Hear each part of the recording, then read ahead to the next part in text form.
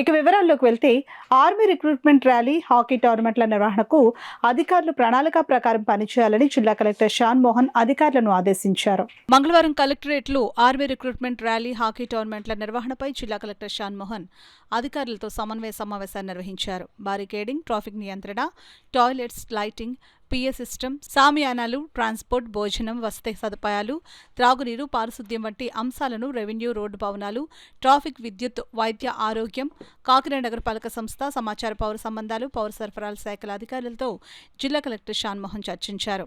ఈ సందర్భంగా జిల్లా కలెక్టర్ షాన్ మోహన్ మాట్లాడుతూ ఆగస్టు నెల 1వ తేదీ నుంచి 12వ తేదీ వరకు జాతీయ జూనియర్ మహిళల హాకీ ఛాంపియన్షిప్, ఆగస్టు 3 నుంచి 20 వరకు ఆర్మీ రిక్రూట్మెంట్ ర్యాలీ కాకినాడ క్రీడా మైదానం వేదికగా జరగనున్నాయని అన్నారు. ఒకే చోట 2 ప్రధాన కార్యక్రమాలు జరగనున్న నేపథ్యంలో అధికారులు బారికేడింగ్, ట్రాఫిక్ నియంత్రణ, టాయిలెట్స్, లైటింగ్, పిఏ సిస్టమ్, సామియానాలు, ట్రాన్స్పోర్ట్, భోజన, వసతి సదుపాయాల ఏర్పాట్లో ప్రణాళిక ప్రకారం పనిచేయాలని జిల్లా కలెక్టర్ అధికారులకు స్పష్టం చేశారు. సామాన్య ప్రజలకు ఇబ్బందులు పడకుండా ట్రాఫిక్ నియంత్రణ చేపట్టాలని అన్నారు.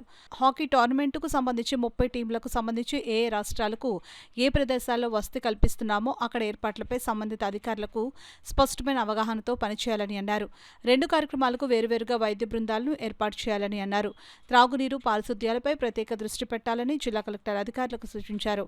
సమావేశంలో DRO Venkatrao, CPO P Trinath, జిల్లా క్రీడాభివృద్ధి అధికారి B Srinivas Kumar, DFO PVS Rajesh, ఇతర శాఖల జిల్లా స్థాయి అధికారులు, హాకీ ఆంధ్రప్రదేశ్ ప్రతినిధులు, ఇతర అధికారులు తదితరులు పాల్గొన్నారు.